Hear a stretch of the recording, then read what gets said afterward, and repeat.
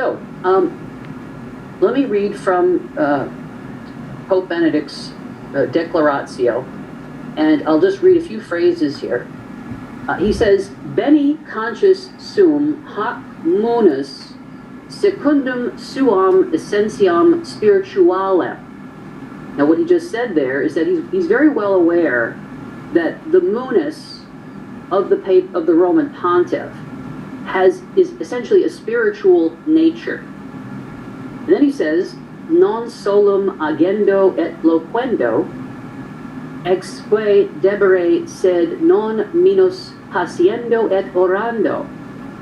In other words, he's aware that this munus has an active element, words and deeds, but no less, it has a passive element of suffering and prayer.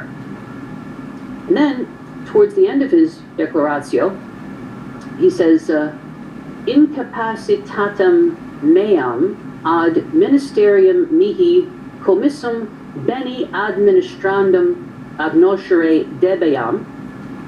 He's recognizing his incapacity to keep doing this active ministry of words and deeds. And so he says, declaro me ministerio episcopi Romae successoris sancti Petri. And then a little later he says, renunciare. So what he did there is he did something odd. He switched from using the expression munus petrum, which he repeated again and again. Which means what? It means the office of Peter. Okay. And then he changed that at the end. You know, the money line in his Declaratio is the renunciation.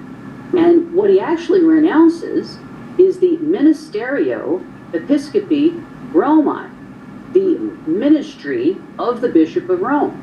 So we have to ask ourselves, why did he replace munus with ministerium? And why did he replace, Petronum with episcopi Romae? Why change the way he was narrating things?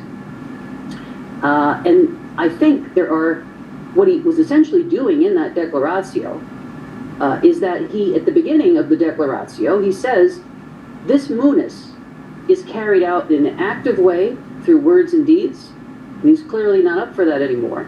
But it's also carried out by suffering and prayer. Well, he can still do the suffering and the prayer, so he hasn't renounced completely that munus. That office, yeah. That office. But that's a problem, because that's the one little thing you have to do to resign from the papacy. It's not that difficult. According to canon law. Yeah, exactly. Exactly. He has to resign the office. And so we don't have that in the key phrase of the Declaratio. Now, the fact of the matter is that we have to understand Pope Benedict's use of the word munus in his Declaratio with a whole controversy, John Henry, that's been going on for the last 60 years, since Vatican II. In my research, what I've uncovered is that many traditional Catholics are aware of, obviously, the problems with the new Mass, the problems of the conciliar church with regard to the reception of Holy Communion, the problems of the conciliar church with regards to bishops' conferences and the teaching on human sexuality. Well, I was surprised to learn that there's another crisis in the church, which most people are not aware of. Fighting a war on so many fronts, it's understandable that we're not going to be aware of everything. But there's actually a crisis in ecclesiology. Now that's a fancy word for the church's theology of church.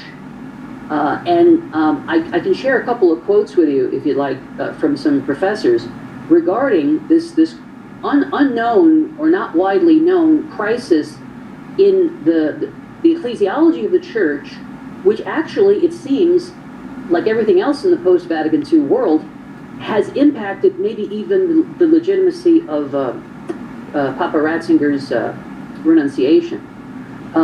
So let me give you a quote. This quote is from Bishop Arrieta, who is the secretary of the Pontifical Council for the interpretation of legislative texts. And he's also a professor of canon law. And he talks about, in an article from 1995, over 25 years ago, he says problems have arisen since the council with regard to the public function and the notion of office are particularly reflected in the fluctuating use of notions such as munus, ministry, and office, both in doctrine and in the official texts of the church. And Arietta's remarks are echoed by another professor. Her name is Anna Slowakowska. Hope I'm not butchering the Polish there. She's from the John Paul II Catholic University of Lublin. And in her article, she says, the purpose of this article, this is from 2015, is the interpretation of the notion of munus in the Constitution Lumen Gentium, right, from Vatican II. And listen to what she says. The Latin noun munus is an ambiguous word. Full stop. And she says, in the teaching of the Second Vatican Council, this word is presented up to 255 times. And she goes through the various meanings of it. It could mean office, it could mean function, it could mean service, it could mean ministry. And she says, she concludes, in many places, the translation of the Constitution from the Latin language into the Polish language, both in 1968 and in 2002, are different. And she says this can cause not only problems of interpretation, but also doctrinal problems. And so this is what I bring up to many people who say, well, ministerium, it means, if you look it up in a Lewis and Short Latin dictionary, it means the same thing as munus. And according to the experts in canon law, that's not necessarily so. In fact, if you'll indulge me a minute longer here, this is what Slowakowska has to say. The term munus is most often analyzed in the literature with two others, officium and ministerium.